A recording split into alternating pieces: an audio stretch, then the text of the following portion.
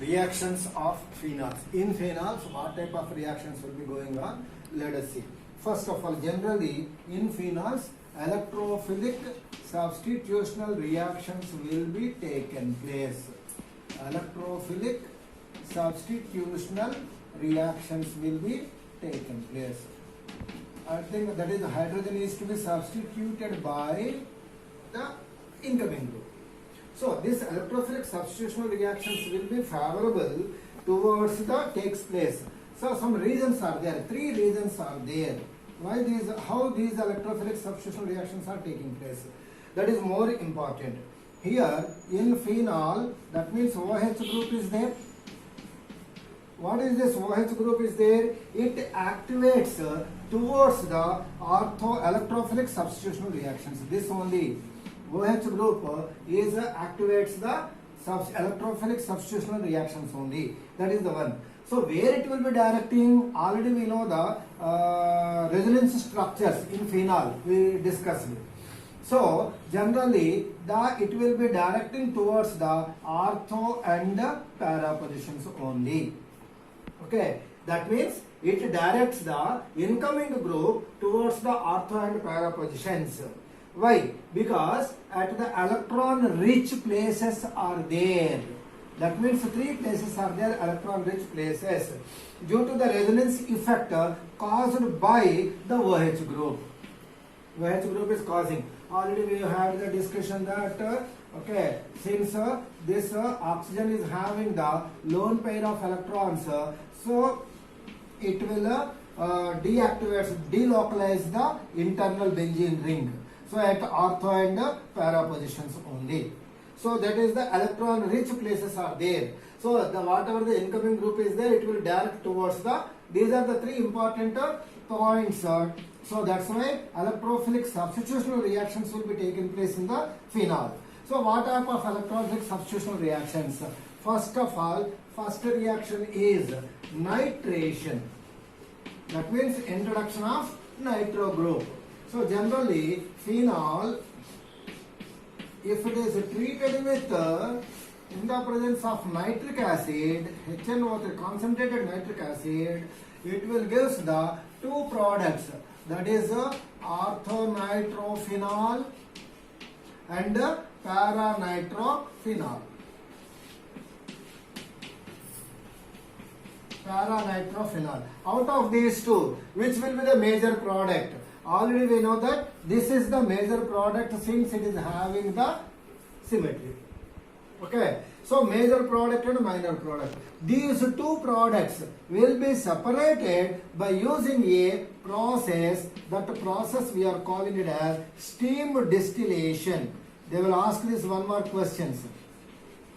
Okay, nitrophenols.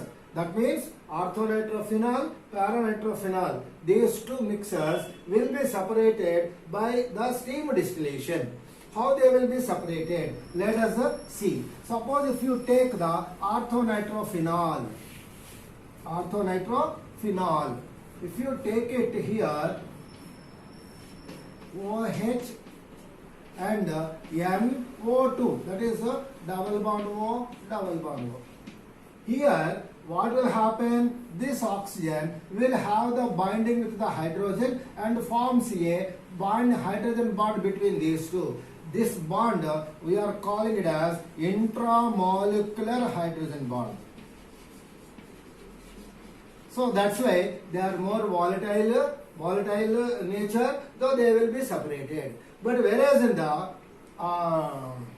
paranitrophenol, observe it, NO2 here. So here OH group is there. Again NO2 group is there. O2N. O group is there. OH group is there. So then what will happen? There will be a bond between the different molecules. That is, this is one molecule, this is another molecule. That means intermolecular hydrogen bonding will be formed and they will association will be taken place. Association means more molecules. One molecule will be having the bond with the other molecule with the hydrogen bonding. Intermolecular hydrogen bonding will be there and association will be there. So that's why they will be the less volatile. So they will be separated. More volatile compounds, less volatile compounds, they will be separated very easily. That is which method? Steam distillation method.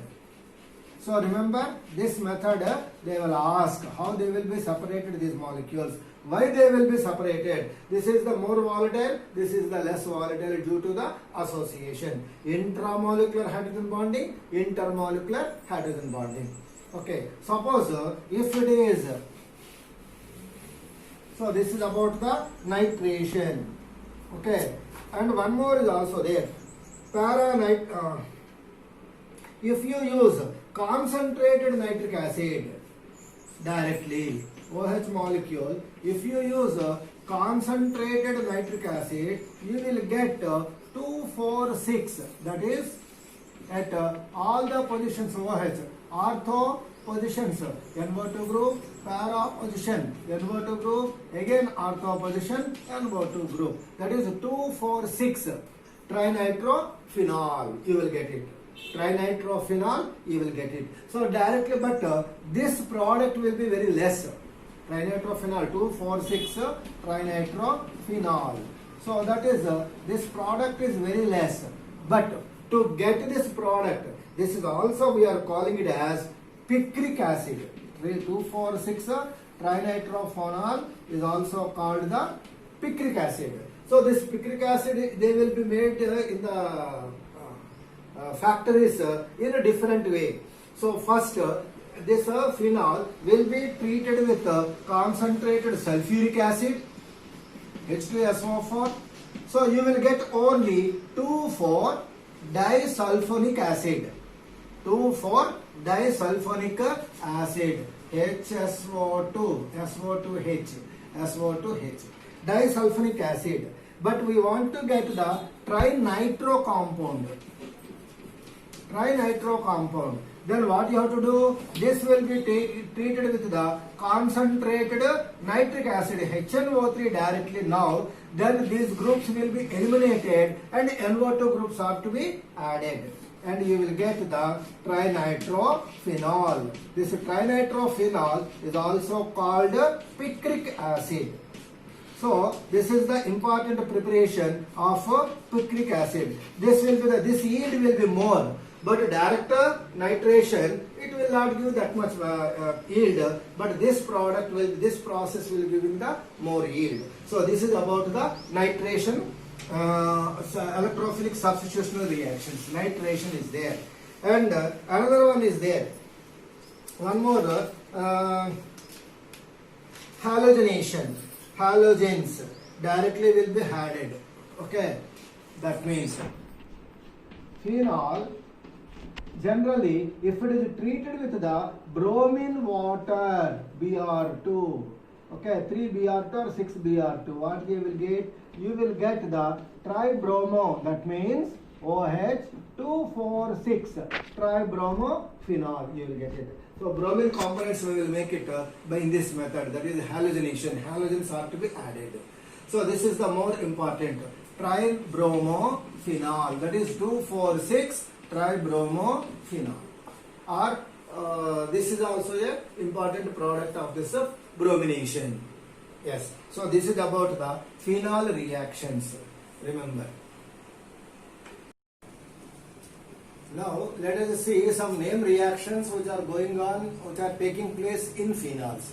That is, the first reaction is, name reaction is coal-base reaction.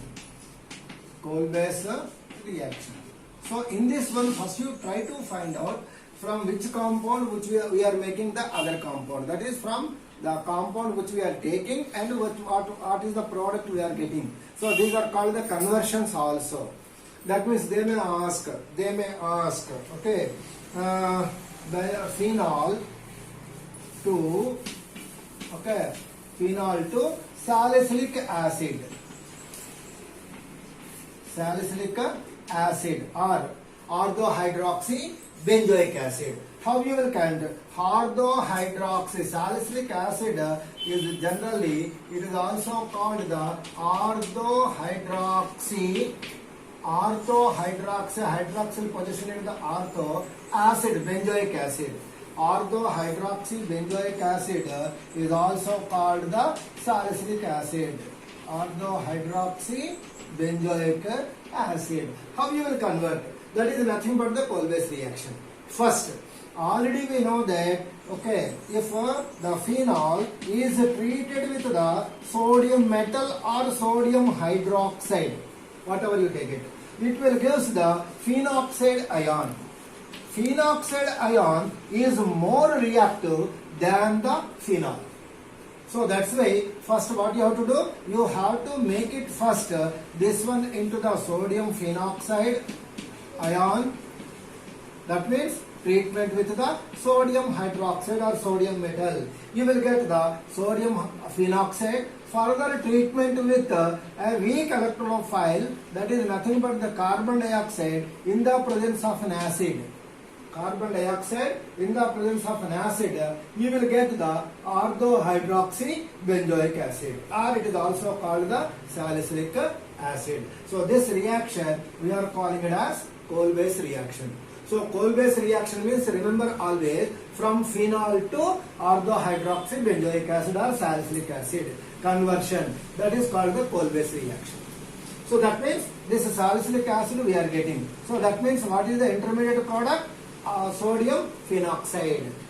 Treatment with the carbon dioxide, weak electrophile, and in the presence of an acid will give us the corresponding acid, hydroxy acid, salicylic acid. So this reaction we are calling it as Kolbe's reaction. While writing the reaction, you have to write down first step, second and third. That's all. So this I explained, this is because the phenoxide ion is more active than the phenol. So that's why phenoxide ion we have to convert. So this is about the Kolbe's reaction. One more important name reaction. Another reaction is Reamer-Tiemann reaction.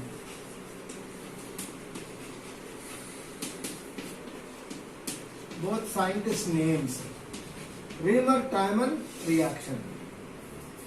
Reamer-Tiemann reaction. In this one, what is to be made? In this one, all phenol is converted into aldehyde, salicyl aldehyde. Salicyl aldehyde. That means in the presence of COOH group, CHO group is to be added in the phenol. So this is the conversion. That conversion is done by the Reamer and Tiemann, both scientists. So how it is to be made? First, it is to be treated with phenol, is to be treated with the chloroform in the presence of sodium hydroxide.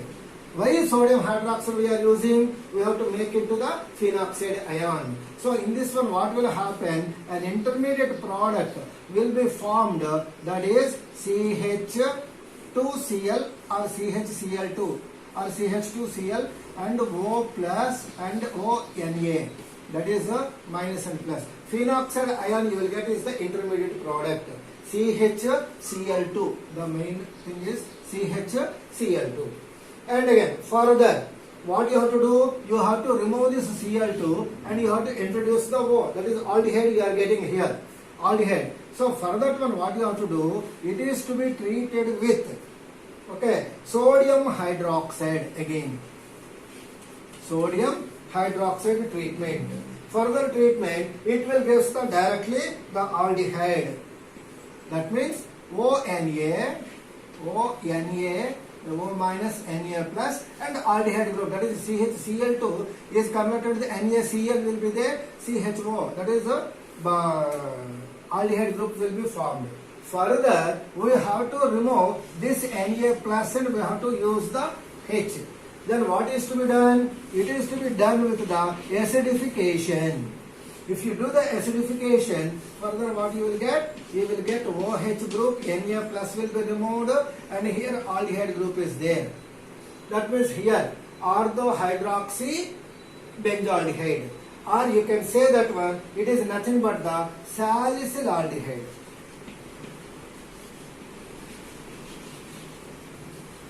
Salicyl aldehyde. That means from the coal-based reaction, we are getting the salicylic acid. From the river table reaction, we are getting the salicyl aldehyde. So these are the two important reactions. And third, next one, the important one is phenol reaction with the zinc dust. Third, next reaction, zinc dust with zinc. Phenol further.